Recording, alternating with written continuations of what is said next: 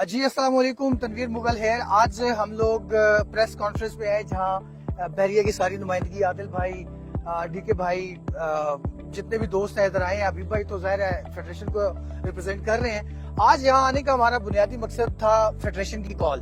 Federation की call थी tax के ऊपर कि जो टैक्सेस का निज़ाम डे बाई डे पिछले 3-4-5 साल से ग्रेजुअली बढ़ाया जा रहा है और बड़ा एग्रेसिवली बढ़ाया जा रहा है। दूसरी तरफ कोई फैसिलिटेशन नहीं दी जा रही गवर्नमेंट कम्युनिटी को और सिर्फ टैक्स बढ़ाया जा रहा है, जिसकी वजह से बहुत ज्यादा पैनिक सिचुएशन पैदा हो रही है। इसी सिलसिले में हम आज आए यहाँ पे। ये मुसरत इजाज साहब आज हमारे साथ हैं। अभी हम इनसे कुछ क्वेश्चंस भी करेंगे। बिफोर दैट जो आज प्रेस कॉन्फ्रेंस हुई उसका कंक्लूजन अगर मैं अपनी नजर में दूं तो इस वक्त पाकिस्तान की बिजनेस कम्युनिटी ने FBR के ऊपर अदम एतमाद का इजहार किया है। ये जितने टैक्सेस हैं इनके ऊपर अदम एतमाद का इजहार किया है कि इस तरह के टैक्सेस लगाने का मकसद रेवेन्यू जनरेट करना नहीं बल्कि बिजनेस बंद करना है, जिसकी बड़ी क्लियर इंटेंशंस नजर आ रही हैं। और बहुत सारे लोगों ने इस चीज को हाईलाइट किया कि जो करप्शन का रेट है ये बहुत ज्यादा हाई है। हमारे एक दोस्त ने बताया कि 6,000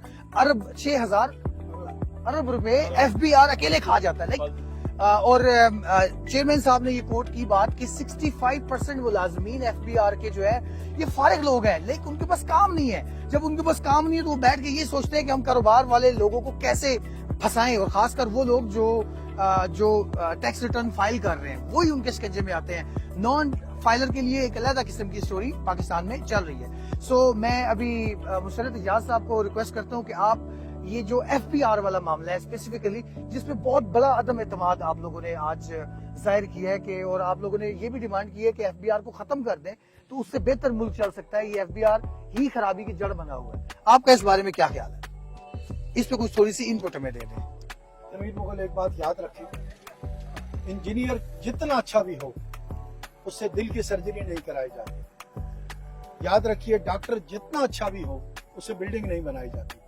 हर शख्स का एक डोमेन है, हर शख्स का एक फील्ड है और उसी फील्ड में वो कारआमद है। ट्रेजेडी ये है कि FBR टैक्स रेवेन्यू कलेक्शन का एक इदारा है, लेकिन उसको उठाकर इन्होंने रियल एस्टेट के कवानीन, रियल एस्टेट के टैक्सेस, रियल एस्टेट को कैसे चलाना है, ये बिल्कुल इसी तरह है जिस तरह किसी नाई से किसी की हार्ट सर्जरी कराने की कोशिश की। नतीजे के तौर पर जो मरीज का होगा वो आप समझ सकते हैं। यही कुछ रियल एस्टेट के साथ हुआ कि नाइयों से रियल एस्टेट की सर्जरी शुरू करा दी। FBR का इदारा किसी मुल्क की मईशत को चलाते हुए एक बात का ख्याल करता है, वो जिस चीज पर भी टैक्स डाल रहा है क्या वो फ्लरिश कर रही है, क्या उसमें काम करने वाले लोग फल फूल रहे हैं, क्या वहां पर खुशहाली है, क्या वहां पर सरमाया बे इंतहा बढ़ चुका है। जब ये अमल हो तो उस जगह पर टैक्सेस में थोड़ा बहुत इजाफा करके रेवेन्यू में, कमाई में अपना हिस्सा लिया जाता है। हमारी बदकिस्मती देखें, 2 साल से रियल एस्टेट का शोबा बर्बाद, तबाह हो चुका है। रियल एस्टेट के दफातर बंद हो रहे हैं। कई रियल एस्टेट एजेंट ने खुदकशियां कर रही फाकों से। जब एक चीज तबाह हो रही है, उस तबाह होती हुई चीज के ऊपर मजीद टैक्सेस का बोझ डालना, ये इसी तरह है जिस तरह पुल पे एक्सीडेंट हो और आप सोचें कि मरीज को उठाकर पुल से नीचे फेंक दूं ताकि शॉर्टकट से वो अस्पताल पहुंच जाए। वो अस्पताल नहीं, कब्रिस्तान पहुंचे। FBR की पॉलिसीज पाकिस्तान की बिजनेसमैन कम्युनिटी को कब्रिस्तान पहुंचाने का बंदोबस्त कर रहे हैं। ये हमारी लड़ाई है। हमारी सिर्फ लड़ाई ये है कि अगर FBR ने हम लोगों को कुर्बानी का बकरा समझा तो हम कुर्बानी के बकरे नहीं हैं। रियल एस्टेट कम्युनिटी खैबर से कराची तक अब इस मजालिम के खिलाफ मुत्तहिद है। हम ना सिर्फ रोडों पर एहतजाज करेंगे बल्कि हम मुत्तफिका तौर पर पूरे पाकिस्तान में तमाम ट्रांसफर और रजिस्ट्रीज को बंद कर देंगे। फिर हम देखते हैं FBR का रेवेन्यू टारगेट कैसे पूरा। सर, इसमें बड़ी मतलब आपकी तरफ से बड़ी सख्त किस्म के बयानात हैं। मतलब जब ये बंद हो जाएगा तो मजीद कारोबार बंद हो जाएगा। हमारा एक बहुत बड़ा तबका जो है बड़ा सख्त सफर हो रहा है इससे। और दूसरी तरफ हम ओवरसीज लोगों का एतमाद बहाल करना चाहते हैं। जब तक उनका एतमाद बहाल नहीं होगा मुल्क के अंदर कारोबार ठीक नहीं होगा। सर, तो ये जो भी इकदाम आप कर रहे हैं, तो इसमें कैसे, ऐसी क्या हिकमत अमली इख्तियार की जाएगी जिसमें हम ओवरसीज लोगों का एतमाद बहाल कर पाएंगे? आज डिजिटल अकाउंट का कुछ जिक्र हो रहा था कि डिजिटल अकाउंट कोई ऑफर किया गया, उनको वो डालेंगे। रोशन अकाउंट होगा, उसमें वो डॉलर्स डालेंगे, 6.5% उनको गवर्नमेंट देगी। तो ये सर हम लोग कैसे एतमाद ये बहाल करेंगे, कैसे ये सारी चीजें होंगी? ये जो हुकूमत की आप रोशन पाकिस्तान वगैरह की बात करते हैं ना, जिस तरह शायर महबूबा की तस्वीर फेंकते हैं ना, उसकी आंखें ऐसी, उसके होंठ ऐसे, चाहे महबूबा काली भद्दी क्यों ना हो, ये हुकूमत की ऐसी पॉलिसीज होती हैं कि जी रोशन पाकिस्तान। बात ये है, आपके मुल्क में ओवरसीज पाकिस्तानी आकर अपने आप को महफूज ही नहीं समझता। बैंक से कैश लेकर आप अपने मकाम तक खैरियत से जा ही नहीं सकते।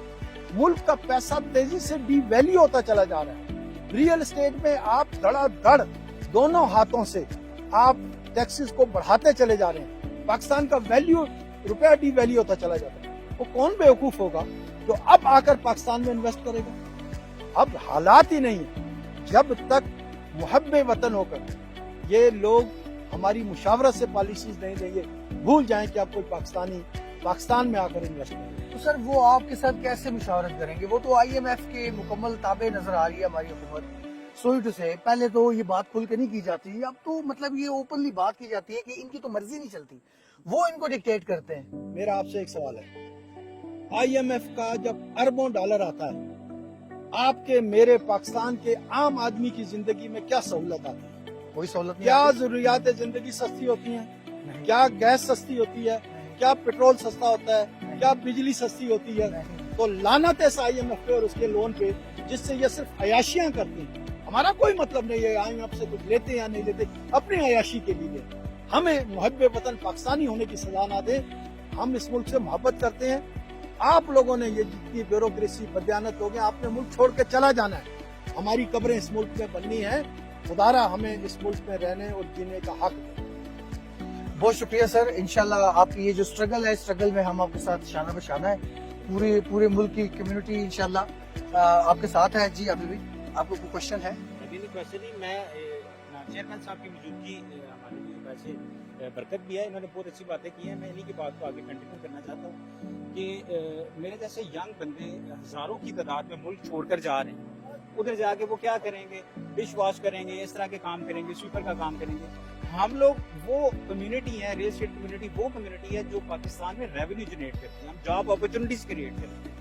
मैंने सागदार साहब को भी उस दिन चैम्बर ऑफ कॉमर्स की मीटिंग में एक बात की थी कि सर जी रियल एस्टेट इंडस्ट्री के ऊपर टैक्सेस को कम किया जाए, ताकि हम लोग जो है ना रियल एस्टेट का जब मैशत का पहिया चलता है, रियल एस्टेट का जब पहिया चलता है तो मैशत का पहिया चलता है, पाकिस्तान में खुशहाली आएगी।